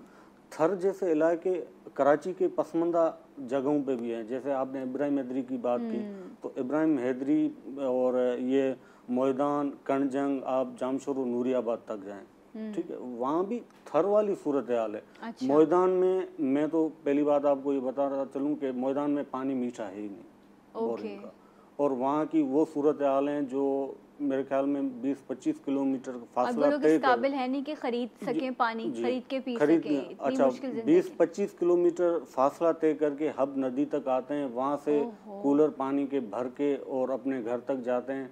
वहाँ ना कोई लाइट सिस्टम है, ना GP सिस्टम, ना कोई बिजली का सिस्टम, ना कोई बिजली भी नहीं है, नहीं, बिल्कुल नहीं है। और जो आप देखें ना, मैं कहता हूँ थर वाली सूरत हाल है। अच्छा, बिल्कुल। तो और ये कराची के इलाके का जिक्र कर रहे हैं, ये कोई दूर के देहात की बात नहीं हो रही, कराची से करीब ही ये जगह है। बहुत बहुत शुक्रिया आप लोगों का जो आप लोग बेहतर काम करें। नंबर इनके स्क्रीन पर चल रहे हैं, अगर आपको राशन की ज़रूरत हो आप इनको कॉल कर सकते हैं, आप हमसे कॉन्टैक्ट कर सकते हैं। हम कोशिश करेंगे कि आपको इन तक रसाई आपकी मुमकिन बना सकें। एक ब्रेक लेंगे और इंशाल्लाह आपको ज्वाइन करेंगे ब्रेक के बाद। हमारे साथ रहिए।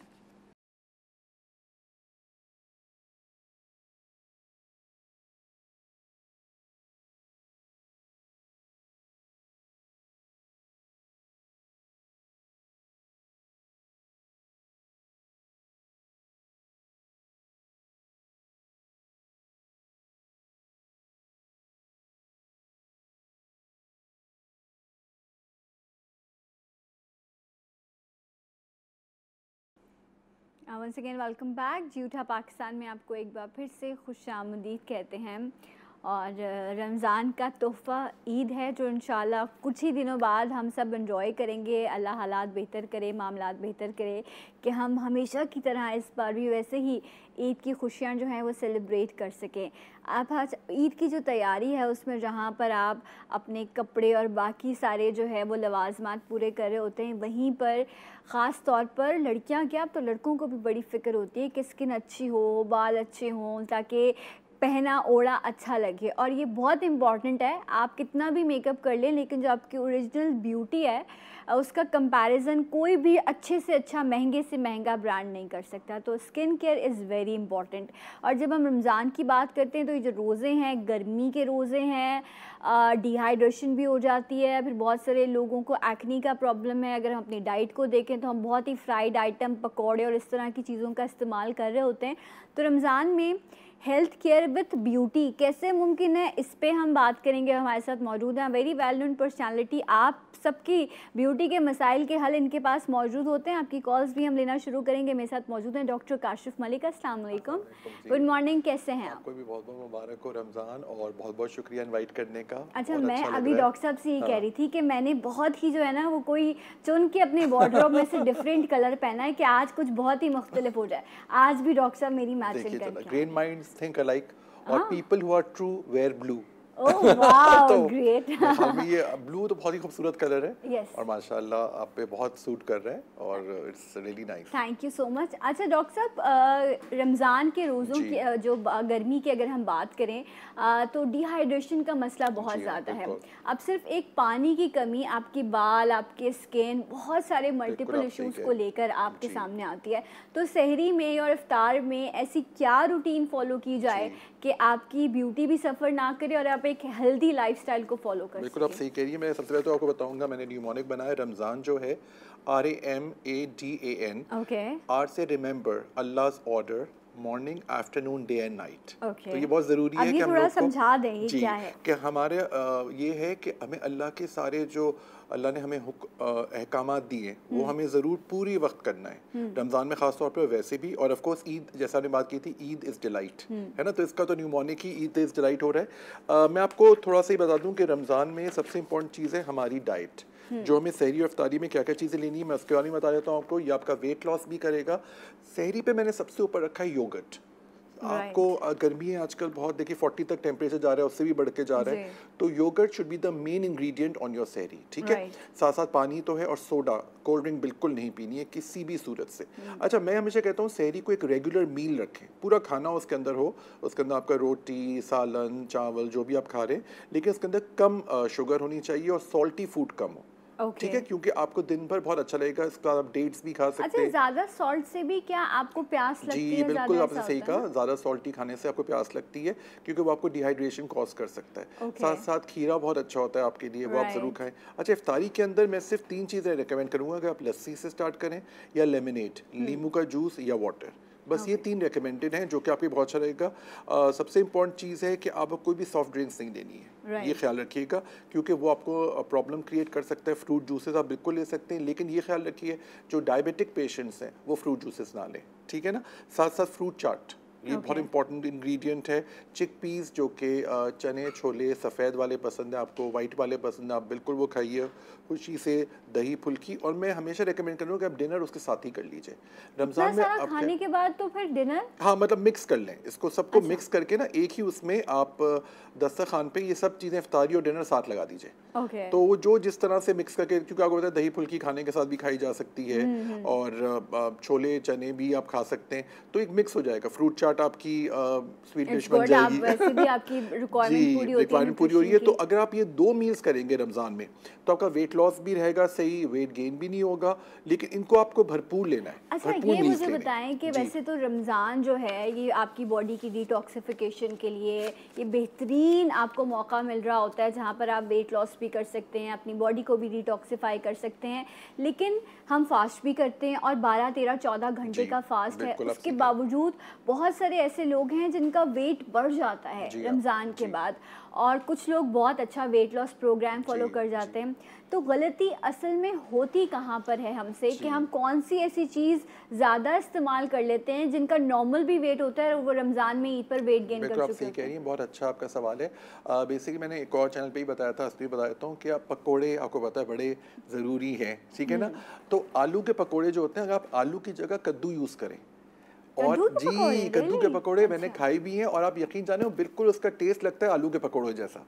और कद्दू itself is a weight loss thing, है ना, और आसानी से मिल भी जाता है। और आप उसको अगर बेसन के अंदर करके हल्का सा फ्राई करें। अच्छा देखें, एक कद्दू होता है और एक लौकी होती है, दोनों अलग-अलग चीजें हैं ना। कद्दू, पंपकिन जी, कद्दू उसका ना उसके पकोड़े आप बना सकते हैं बेसन के भी, बेसन भी वेट लॉस आपका करता है। अच्छा, और अगर आप चाहे तो तवे पे सेक सकते हैं, ठीक है ना। तो ये बड़ा अच्छा वही टेस्ट आएगा आपको और आपको वेट गेन भी नहीं होगा। साथ साथ मैं ये ज़रूर कहता हूँ कि जैसे ही आपने सहरी की या इफ्तारी की, आप फ़ौरन नमाज़ पढ़ के फ़ौरन लेट जाते हैं, थोड़ा सा टाइम दीजिए अपना, कम से कम आधा पौना घंटा दीजिए, उसमें आप कुरान शरीफ पढ़ सकते हैं या कुछ अपना काम कर सकते हैं। एकदम से हम लेट जाते हैं तो उससे भी एकदम से वेट गेन होता है। और सहरी में हमारा ये होता है कि पराठे भी खा रहे हैं और लस्सी भी और बहुत सारी चीज़ें, फिर उसके भी आजकल बिकॉज क्वारंटीन है तो लोग बहुत ज़्यादा फ्राइड जो है वो निहारियाँ, चाय और कौरमे इस तरह के लवाजमात जो हैं वो सहरी में इस्तेमाल कर रहे हैं। ये हो रहा है ना कि हमारा एक बाहर वॉक नहीं हो रही या बाहर हम जा नहीं रहे। Luckily I am a doctor, मैं तो ये कहता हूँ कि मैं मुर्शिद हॉस्पिटल में होता हूँ, तो हम लोग तो रोज़ ही जाते हैं सुबह में 8 to 4 मेरी ऐसा कंसल्टेंट टाइमिंग्स है। वहाँ पर हम लोग हैजमेट सूट्स पहनते हैं, देखते हैं। लेकिन जो जनरल लोग हैं वो सब घर पर ही हैं, और स्पेशली मेल के लिए घर पर बैठना बड़ा मुश्किल काम होता है। फीमेल्स तो बड़ी खुश हैं आजकल क्योंकि they are basically home oriented, लेकिन ये बड़ा मुश्किल हो जाता है। और वाली बात है कि हमें अपनी नेचुरली जो घर पे बैठे हुए हैं स्पेशली उनको डाइट अपनी कम कर देनी चाहिए, क्योंकि देखिए ना आप बाहर बिल्कुल नहीं निकल रहे हैं और आपका जो एक कैलोरी जो बर्न आप करना होता है वो नहीं हो रहा है। तो इसकी वजह से काफ़ी प्रॉब्लम आ रही है, उसकी वजह से हेयर फॉल भी हो रहा है। फ्राइड आइटम्स हैं जिनका भी डॉक्टर साहब भी जिक्र कर रहे थे, ये पकौड़े हैं, समोसे हैं, इस तरह की चीज़ें जो हैं ये आपके वज़न को बढ़ाने में बहुत ज़्यादा इनका हाथ रहता है। तो इसलिए थोड़ा सा कंट्रोल करके इफ्तारी में ख़ास तौर पर, और अगर पकौड़े नहीं भी खाएंगे या फ्राइड चीज़ें नहीं भी खाएंगे तो इफ्तारी तो हो जाएगी, लेकिन आप जितना सादा रखेंगे बेस्ट यही है कि आप खजूर, ये दूध है, लस्सी है, दही, इसका आप इस्तेमाल करें। नमाज के बाद नॉर्मली जो भी एक सादा डिनर होता है, सिंपल खाना, गर्मी भी है, आप वो खाएं। उसके बाद सहरी तक आपका एम्प्टी स्टमक हो जाएगा, आप एक सिंपल सहरी करें। आई थिंक जितना सिंपल आप अपनी रूटीन रखेंगे उतना ही आप हेल्दी भी रह सकते हैं। और मैं कहता हूँ कि आपको बहुत ज़्यादा इफ्तारी का वो है तो आप छोले, दही फुल्की या दही बड़े या और फिर आप फ्रूट चाट, ये तीन अल्लाह का शुक्र है मेरी तो ये सारी क्रेविंग्स खत्म हो गई हैं। पकौड़ों की, समोसों की, नो नॉट एट ऑल। चलें, जबरदस्त, दैट्स योर विल पावर। हाँ, you have to work on yourself, या you have to work on yourself, psychological है बिल्कुल। इट्स नॉट समथिंग कि उसके बगैर, अक्सर लोग आपने सुना होगा ना भाई पकौड़ों के बगैर इफ्तारी नहीं होती, ऐसी कोई बात नहीं है। उसके बगैर बहुत अच्छी हो सकती है और बड़ी हेल्दी हो सकती है, और बल्कि आपको उससे थोड़ा सा बहुत सारा इंडाइजेशन भी होता है। अच्छा डॉक्टर साहब, मैं एक और भी चीज़ चाहूँगी आपसे डिस्कस करें कि असल में जब हम बहुत ज़्यादा फ्राइड और कार्ब्स का इस्तेमाल करते हैं ना, क्योंकि कार्ब्स जब आप लेते हैं तो वो फुल वाली फीलिंग आती है कि आपका स्टमक फुल है और उससे आपके दिल को तसल्ली मिलती है। तो कार्ब्स की जगह ऐसा क्या ऑल्टरनेट लिया जाए कि बॉडी का न्यूट्रिशन भी रहे, वो फुल वाली फीलिंग भी आए? तो उसके लिए हमें फाइबर्स का इस्तेमाल करना है। अब वो अच्छा फाइबर कौन सा हो सकता है जो आपकी न्यूट्रिशन वैल्यू और आपकी जो एक तसल्ली है आपकी कि हाँ मेरा पेट भरा हुआ है वो पूरी हो सके, इस पर हम बात करेंगे। लेकिन पहले एक कॉलर है। अस्सलाम वालेकुम। हेलो हेलो जी, अस्सलाम वालेकुम अस्सलाम। कौन है हमारे साथ? अस्सलाम वालेकुम। जी वालेकुम अस्सलाम। जी, गुलाम मुस्तफा बात कर रहा हूँ लाहौर से मैडम जी। जी कहिए, कैसे हैं आप? ठीक हैं जी, ये डॉक्टर साहब से बात करनी थी। जी अस्सलाम वालेकुम, जी फरमाइए। जी डॉक्टर साहब से बात करनी थी, ये मैदे के हवाले से मैडम साहब के मैदे में ना जलन तेजाबियत बहुत ज्यादा रहती है जी। अच्छा, राइट। ये खाने के फौरन बाद होती है या खाने के 2 घंटे के बाद? किस तरह से होती है आपको? टीवी की आवाज बंद कर दें प्लीज। जी डॉक्टर साहब, ये जो है ना खाने के फौरन बाद भी होती है और खाने के बाद भी जलन तेजाबियत बहुत ज्यादा होती है। ओमेगा कैप्सूल यूज करता हूँ। अच्छा, अगर ओमेगा कैप्सूल खाता रहूँ तो ठीक है, अदरवाइज जो है ना बहुत ज्यादा जलन तेजाबियत। अच्छा ये बताएं, कल इफ्तारी में क्या खाया था आपने? 8 साल से ये मसला है मेरा। कल इफ्तारी में क्या खाया था आपने? जी इफ्तारी में बस ये जो है ना फ्रूट वगैरह हो गए, शरबत वगैरह हो गया, समोसे पकौड़े, ये चीजें नहीं खाते हम। अच्छा चलें, अच्छी बात। वजह से मजीद जो है तेजाबियत और जलन होती है। ठीक है right. Thank you so much, बहुत बहुत शुक्रिया। मैं रूटीन आपकी इसलिए जान रही थी क्योंकि आपने कहा आप पिछले 8 साल से जो है वो आप इस तरह की एंटी एसिड मेडिसिन यूज़ कर रहे हैं, आपका स्टमक इतना अपसेट हो चुका है। तो डॉक्टर साहब व्हाट डू यू सजेस्ट? मैं तो इनको सबसे पहले सजेस्ट करूंगा कि अपनी डाइट के अंदर दूध और दही का इस्तेमाल बढ़ा दें, ठीक है। दूसरा, इनको ये एक मैं ब्लड टेस्ट दिखा रहा हूँ जो नीचे लिखा हुआ है हेलिकोबैक्टर पाइलोरी। ये एक स्टमक बग होता है, एक बैक्टीरिया जो पेट को चिपक जाता है, ठीक है। अच्छा। और ये आपको एसिडिटी कॉज करता है। राइट। इतना लंबा अरसा है, देखिए एसिडिटी की दवाइयाँ खा खा के भी आपको कॉन्स्टिपेशन हो जाता है, आपको दूसरे मसले हो जाते हैं। तो स्टूल के ये ज़्यादा डायग्नोस्टिक है, स्टूल फॉर हेलिकोबैक्टर पाइलोरी। ये आप ज़रूर टेस्ट कराइए, और अगर आपको हेलिकोबैक्टर पाइलोरी पॉजिटिव आता है तो डोंट वरी, इसका बहुत अच्छा ट्रीटमेंट है। उसका पूरा आपको एक कोर्स होगा, वो आपको करना होगा, गैस्ट्रोएंटरोलॉजिस्ट को दिखाइए। मैं मुर्शिद हॉस्पिटल में होता हूँ, अगर आप आना चाहें वहाँ मैं सुबह रोज़ होता हूँ, सुबह 8 to 4, तो आप ज़रूर आइए संडे के अलावा। और या शाम में आप आना चाहें तो उस्मान मेमोरियल हॉस्पिटल आ सकते हैं करीमाबाद में, वहाँ पे मैं 8:30 to 10 o'clock होता हूँ। आपसे डिस्कस करेंगे, आपके ब्लड टेस्ट कराएंगे, क्योंकि इससे आपको निजात मिलनी चाहिए, बहुत बड़ी प्रॉब्लम है। अच्छा, आप जो शरबत पी रहे हैं ना, हर शरबत को आप दूध में मिला लीजिए। अगर आप कोई लाल शरबत पी रहे हैं उसको दूध में मिला के पी लीजिए। जो भी आप खा रहे हैं उसमें दही का इस्तेमाल ज़्यादा करें। और दही के अंदर अगर आप चाहें तो पानी मिला के बिल्कुल पतला दही रखें और वो पीते रहें। अच्छा, पेट खाली मत रखें, सारे रोज़ा है वो तो उसमें आपको रखना होता है, लेकिन इफ्तारी के बाद हर 2-2 घंटे पे हल्की हल्की कोई चीज़ लेते रहिए, तो इससे भी आपकी एसिडिटी में बड़ा फर्क पड़ता है। अच्छा, ये भी एक प्रॉब्लम है ना कि इफ्तार के वक्त फ़ौरन ही वो एकदम से वो जो आपको प्यास वाला शिद्दत आती है तो 2-3-4 ग्लास एकदम से आप पानी पी लेते हैं, और वो भी ठंडा, जो भी शरबत आप पी रहे हैं वो आप ठंडा इस्तेमाल करते हैं, वो भी आपको नुकसान पहुंचाता है। थोड़ा सब्र के साथ, अब रोज़ा खुल गया है, अब पानी आपका ही है, आपने ही पीना है, लेकिन ये जो रूटीन है ना ये बड़ी अपसेट हो जाती है। आप बिल्कुल सही कह रही है। मैंने एक दफ़ा ट्राई किया था कि मैंने इफ्तारी पे सिर्फ पानी पिया, आप यकीन जाने इतना अच्छा लगा, लाइट फीलिंग भी हुई, क्योंकि मुझे लगता है कि ये मशरूबात से आपको एक हैवीनेस हो जाती है। तो अगर एसिडिटी है तो बिल्कुल मशरूबात ना पिए, मशरूबात को उसको ऐड कर लें, जैसे एक हरा शरबत आता है, लाल शरबत आता है, उसको दूध में मिला के पी लें तो बड़ा फायदा होगा। मिला के। और उससे एक और चीज़ जो अभी हम फाइबर्स का जिक्र कर रहे थे डॉक्टर साहब, चिया सीड्स जो आते हैं वो बेहतरीन चीज़ है आपकी स्किन के लिए भी, और आपके स्टमक को फुल फाइबर है। इसको उर्दू में जो है चिया सीड्स, तुखम बालंगा इसको कहा जाता है। और ये मैंने तो अपने घर में बचपन से, मेरी अम्मा ने हमें ये शरबत में मिला के पिलाए हैं, लेकिन अब जब इसके बेनिफिट्स पढ़ते हैं तो समझ में आता है कि ये कितनी बेहतर चीज़ है। तो आप अगर इफ्तारी में दूध में कोई भी लाल हरा शरबत मिला कि आप ये चिया सीड्स डाल दें, या अपनी फ्रूट सैलेड पर आप ये चिया सीड्स डालें, तो it's really good, it's a good fibre for your health, और इससे आप अच्छी डाइट भी मेंटेन कर सकते हैं। एक ब्रेक लेंगे, मिलेंगे आपसे ब्रेक के बाद इंशाल्लाह जी उठा पाकिस्तान में।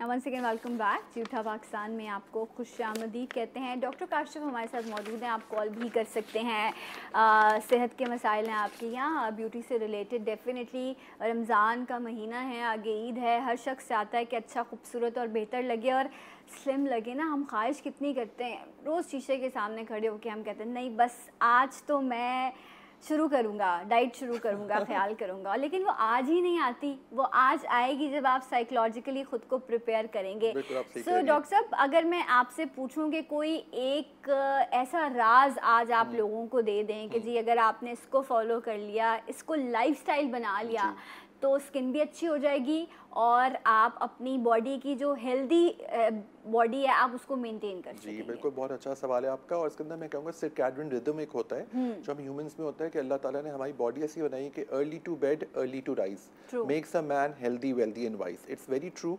आप कोशिश करें आप जल्दी सो जाएं, जल्दी सोएं, अपना मोबाइल उस वक्त ऑफ कर दें, बिल्कुल अच्छी स्लीप करें, सहरी पे उठें, सहरी पे आपने सहरी की, कोशिश करें उससे उठे रहें, अपने आप दिन के काम कर लें। दोपहर में जो कैलूला का टाइम है वो आप लें। जो आप ये साइकिल जो होती है ना आपकी स्लीप पैटर्न, ये आपको हर चीज़ से बचाता है, हर प्रॉब्लम आपकी ठीक करता है।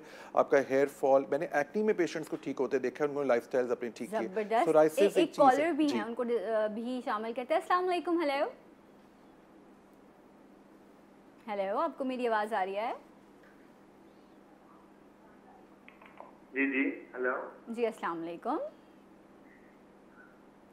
टीवी की आवाज़ बंद कर दीजिए। वालेकुम सलाम। जी, कौन बात कर रहे हैं? कहाँ से?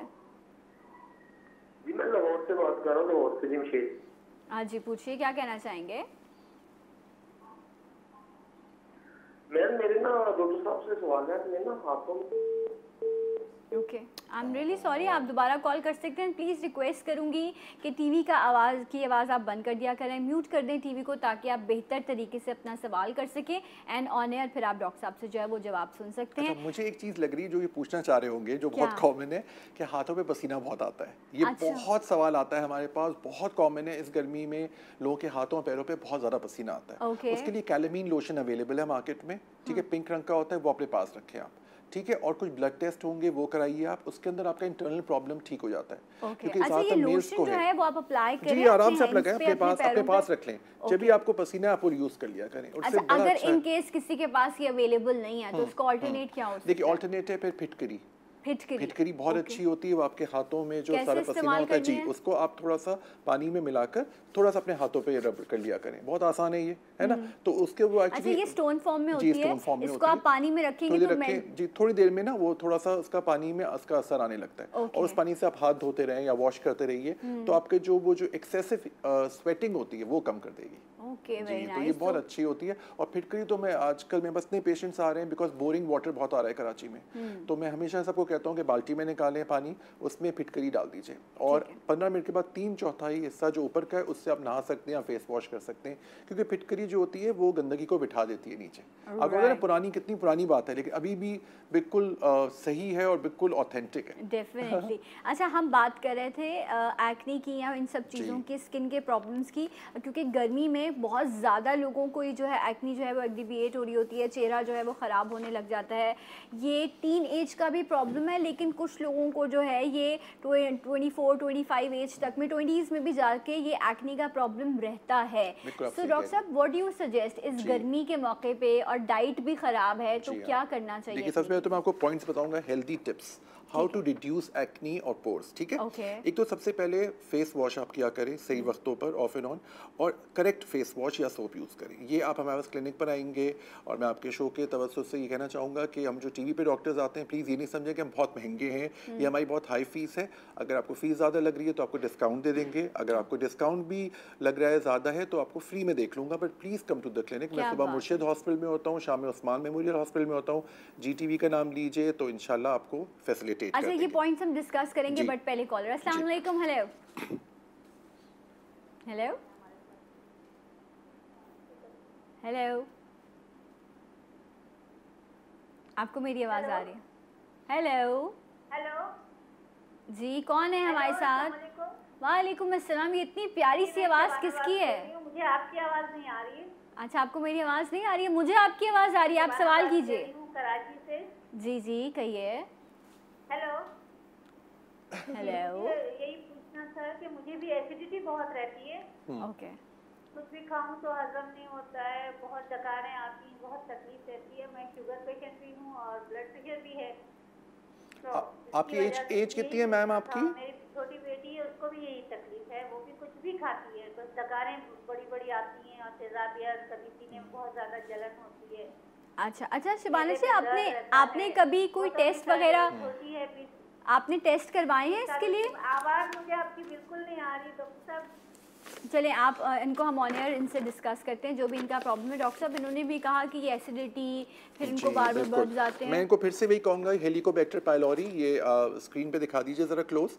हेलिकोबैक्टर पाइलोरी जो एक बैक्टीरिया है जो पेट को चिपक जाता है, उसको स्टूल से भी हम देखते हैं और ब्लड से भी, तो स्टूल से ज़्यादा ऑथेंटिक है। मुझे ऐसा लगता है कि ये इनको है, क्योंकि देखिए एसिडिटी होना इतने लंबे अरसे तक, इट शोज़ कि देयर सम इंटरनल प्रॉब्लम। मैं तो ब्लड टेस्ट बहुत करवाता हूँ, बहुत इंटरनल मैं इन्वेस्टिगेशंस करवाता हूँ, क्योंकि हम एज डॉक्टर्स हमें जड़ से निकालना होता है, जड़ से चीज़ को पकड़ना होता है, ताकि ये नहीं कि ऊपर से मैंने ठीक कर दिया, एंटासिड्स दे दिए, वक्ती तौर पर ठीक हो गए, खुश हो गए। लोग सालों एंटासिड इस्तेमाल करते रहते हैं, दैट्स नॉट नॉर्मल। बिल्कुल आप सही कह रही हैं। इसलिए कि टेस्ट नहीं होगा, टेस्ट करा के बीमारी की तशखीस करने का मकसद ये है कि आधी बीमारी आपकी हल हो गई, क्योंकि आपको ये पता चल गया है कि प्रॉब्लम क्या है। अब आप उसको आप उसके लिए जो भी मेडिसिन है वो आप सजेस्ट कर सकते हैं। तो इसलिए डॉक्टर के मशवरों पर अमल किया कीजिए। अगर वो आपको कह रहे हैं कि आपने टेस्ट कराना है तो लाजमी गो फॉर द इन्वेस्टिगेशन, ताकि प्रॉपर फिर आपका ट्रीटमेंट जो है वो हो सके। डॉक्टर साहब, आप ये पॉइंट्स डिस्कस एक्नी में जल्दी से आपको बता देता हूँ। अच्छा, एक फेस टॉवल्स आपको चेंज करते रहना चाहिए अपनी एक्नी सही रखने के लिए, और अपना सबसे इंपॉर्टेंट है ऐसा सनस्क्रीन यूज़ करें जो आपकी स्किन को क्लॉग ना करे। डाइट कंट्रोल बहुत ज़रूरी है, हालांकि हम लोगों ने बुक्स में नहीं पढ़ा है, लेकिन हमने एक्सपीरियंस से देखा है कि जो शुगरी फूड खाते हैं, फ्राइड फूड खाते हैं, जंक फूड खाते हैं, उसकी वजह से इंसुलिन लेवल्स बॉडी में बढ़ जाते हैं, और इंसुलिन बढ़ने की वजह से एक्नी होती है। तो ये इनडायरेक्टली आपको जंक फूड अवॉइड करना है, उसको आप कॉम्पनसेट कर सकते हैं ना। जंक फूड की जगह आप चारकोल फूड लें, आप टिक्के ले लीजिए, सीख कबाब खा लीजिए, यू नो इस टाइप की चीज़ जिसमें आपका वो लग रहा है। बर्गर्स वो लें जिसमें ऑयल ज़्यादा ना हो, क्योंकि ऑयल का प्रॉब्लम होता है। प्लेंटी ऑफ वाटर, जितना पानी पियेंगे उतना ही अच्छा है आपके लिए। अच्छा, चाय आपको पता है एक्ने के लिए बहुत अच्छी होती है। जी बिल्कुल, any T is very good. Milk से ज़्यादा बेहतर है, लेकिन ब्लैक टी भी सही है, क्योंकि टी के अंदर फ्लेवोनॉइड्स होते हैं, विटामिन सी होता है। अगर आप देखें, out of all the addictions T is the best addiction, ठीक है। तो अच्छा, ये पिलो कवर्स चेंज करते रहिए, क्योंकि पिलो से भी आपके कवर्स होते हैं, उससे भी एक्नी हो सकती है। मोबाइल फोन्स की स्क्रीन को प्लीज साफ रखिए, और बहुत देर और लंबी बात करने से भी गुरेज करें, इससे भी एक्नी होती है, ठीक है। और सबसे इम्पोर्टेंट ये है, बहुत देर तक ना हम जब लगाए रहते हैं तो वो उसके ना पसीना जम रहा है, वो रहे, तो देखिए वो उसकी वजह से भी एक्नी हो रही है। फिर बहुत लोग हिजाब करते हैं, वो हिजाब में सिल्क पहन रहे होते हैं, उसकी वजह से भी हो सकती है। और एक और चीज़ है, बहुत लोगों को टच करने की आदत है। अब तो वैसे कोरोना भी आ गया, तो उसके से मना किया है कि फेस को उतना टच मत करें, क्योंकि ज़्यादा टच करते हैं आपके हाथ में डिफरेंट जर्म्स हैं, वो एक्नी कॉज कर सकते हैं। तो मैं एक्नी का थोड़ा सा बता दूं कि एक्नी होती क्या है। एक्नी एक्चुअली ब्लैक हेड्स और वाइट हेड्स का एक मुखफ़फ़ है, एक कॉम्बिनेशन है। ये फोरहेड पे, माथे पे निकलती है, नोज पे निकलती है, चिन पे, अपर चेस्ट पे और बैक पे निकलती है। लड़कों में ज़्यादातर ऐसा होता है फेस पे नहीं आती, पीठ पे ज़्यादा होती है। और आपको सोच के बड़ी हैरानगी होगी कि लड़कों में एक्नी ज़्यादा होती है, लेकिन लड़के आपको पता है रफ टफ होते हैं, इतना ख्याल नहीं करते। और फीमेल्स में एक्नी कम होती है, क्योंकि मेल्स के अंदर एक हार्मोन होता है टेस्टोस्टेरोन, जिसकी वजह से एक्नी होती है। तो ये बेसिकली होता है, तो दोनों को मेंटेन करना चाहिए। चाहिए यस, डेफिनेटली हाइजीन दोनों को मेंटेन करनी है। और ये भी देखा गया है कि बहुत मेल्स हैं जो हाइजीन मेंटेन भी करते हैं, फिर भी एक्नी हो रही होती है, बिकॉज सीबम प्रोडक्शन जो मैं इसमें लिखा हुआ है, सीबम एक्सक्रीशन वो ज़्यादा होती है। ऑफ कोर्स अभी जो वेदर आ गया है पूरे पाकिस्तान में, हॉट, ट्रीटमेंट डिस्कस कर लें ताकि फिर हम वाइंड अप की तरफ जाएं। ट्रीटमेंट सबसे पहले आप आ जाइए टॉपिकल बेनॉक्सिल पेरोक्साइड। ये बहुत ईजी है, आपको मिल जाएगा मार्केट में। आप इसको रात में लगाइए, इसको लगा के धूप में नहीं निकलना है। एरिथ्रोमाइसिन या ट्रेटिनोइन भी यूज़ कर सकते हैं, विटामिन ए डेरिवेटिव्स यूज़ करते हैं, एसिलिक एसिड यूज़ कर सकते हैं।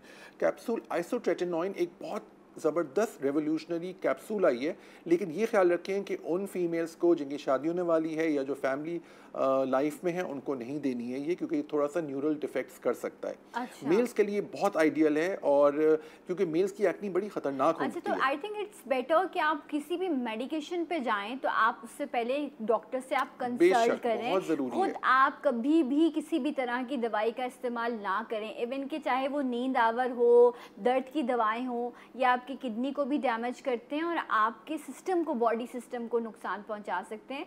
तो इसलिए दवाइयों का इस्तेमाल बगैर डॉक्टर की सजेशन के नहीं होना चाहिए। बल्कि मैंने एक और चीज़ देखी, लोग फार्मेसी के पास चले जाते हैं, वो भी आई एम सॉरी टू से गलत दवाइयाँ दे सकते हैं। अच्छा, एक्नी स्कार्स के लिए PRP एक है ट्रीटमेंट, वो बहुत ज़बरदस्त है। उसके बाद आपका ब्लड लेते हैं, आपका सीरम जो है उसको सेंट्रीफ्यूज करते हैं। इंशाल्लाह PRP को हम डिस्कस करेंगे कि वो कैसे हेल्प करता है। बहुत शुक्रिया डॉक्टर साहब आपके आने का। इंशाल्लाह कल आपसे मुलाकात करेंगे, तब तक के लिए अल्लाह हाफिज़। और जाते जाते एक आवाज़ एक नारा, पाकिस्तान जिंदाबाद।